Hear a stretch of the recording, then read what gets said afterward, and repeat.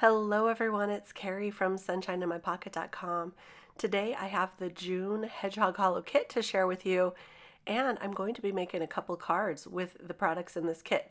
So I hope you'll stay tuned, and if you just want to skip over this part where I show you everything in the kit, skip on down to where I start making the cards.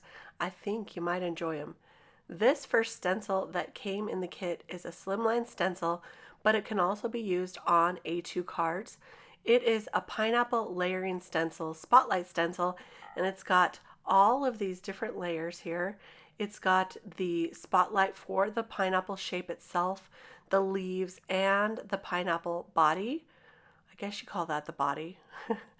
And I'm going to use that one today.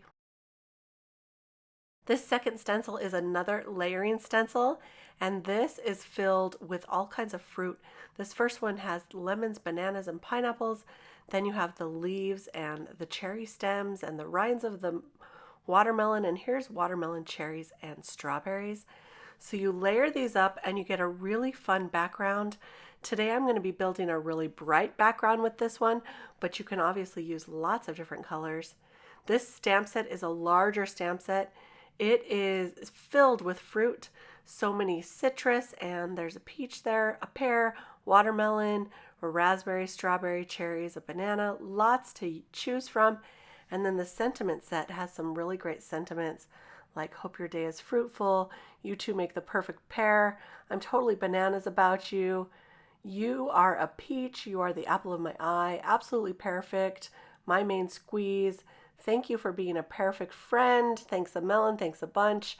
All kinds of really fun sentiments that go with these fruit. And then if you are a regular subscriber, this came also in the kit. It is the very beautiful metallic envelopes. And these are so beautiful. I hope you can see that shimmer in the light. They're very thick, very high quality envelopes. I love them. And then we also got a tool in this kit. These are the Maker Forte tweezers. They are very thin at the top. They have a hook on them, and I love them. I already have some of these tweezers. These are mine here that I'm showing you. So I may be doing a giveaway with these that came in the kit. They are really great for putting on gems as well. And then this is the glitter. I think it's called Red Light. I don't know how to say it. Alexandra is going to have to teach me how to say it.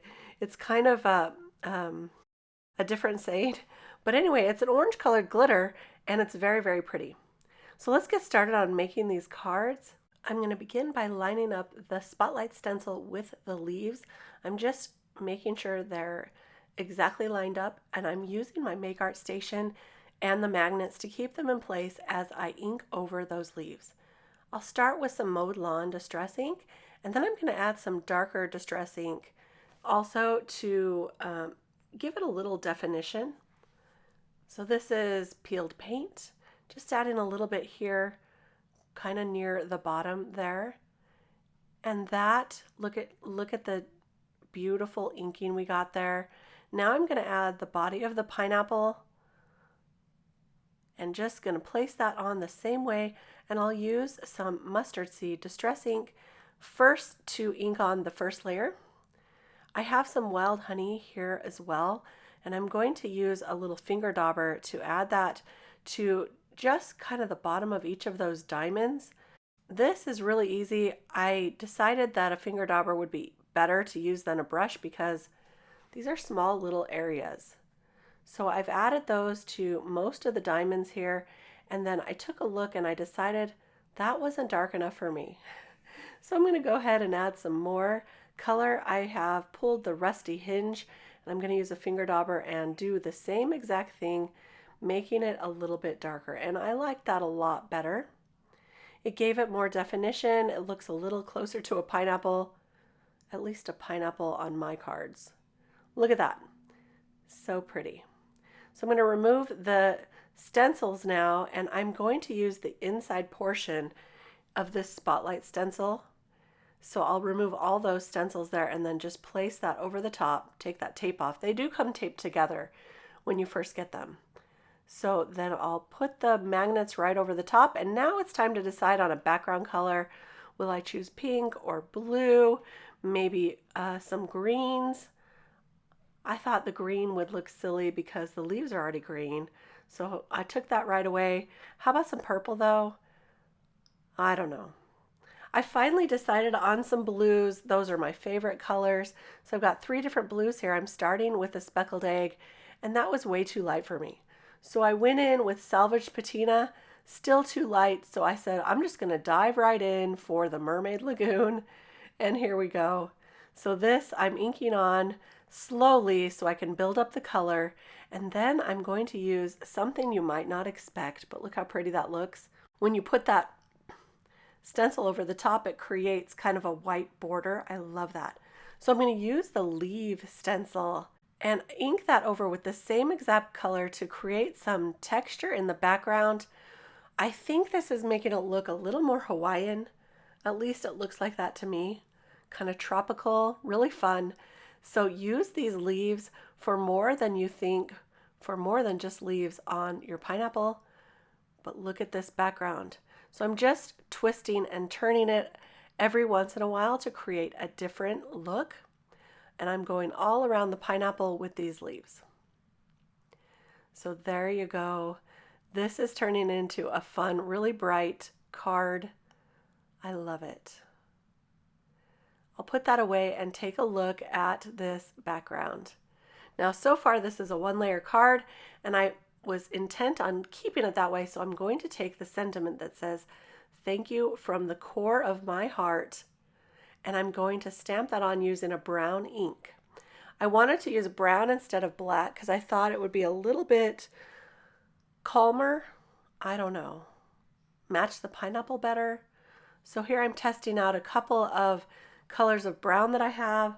I ended up using the Memento Rich Cocoa color, and I did like the way this turned out. And after I stamped that on the first time, I cleaned off my stamp, and then I'm going to ink it on with some clear sticky ink. So here I stamped down the brown, and I stamped it a couple times to get a nice dark impression. Now I'm taking the clear ink from Maker Forte and inking over the top. So I did clean my stamp first so I wouldn't get brown ink on my ink pad there. And this way I can clear heat emboss that sentiment. Now I do have to apologize for my voice. I'm losing my voice again. Anyway, I do the best I can. So this video was really fun. I created it a while ago. I'm just waiting for my voice to come back to do the voiceover. But I had to get this video up in time, so you get to hear my raspy voice. I'm so sorry. I inked up a little heart with the same yellow colors that I did the pineapple body, and to give it a little more dimension, I'm going around the edges with a black felt tip pen to give it a line so that it pops more from the background. And then I'll pop that up on some foam tape right there. So cute. So I already have a slimline card base that this is going to go on, and I'm going to trim this down just a little so that we have some white showing around each of the sides of this. I wanted a little white border.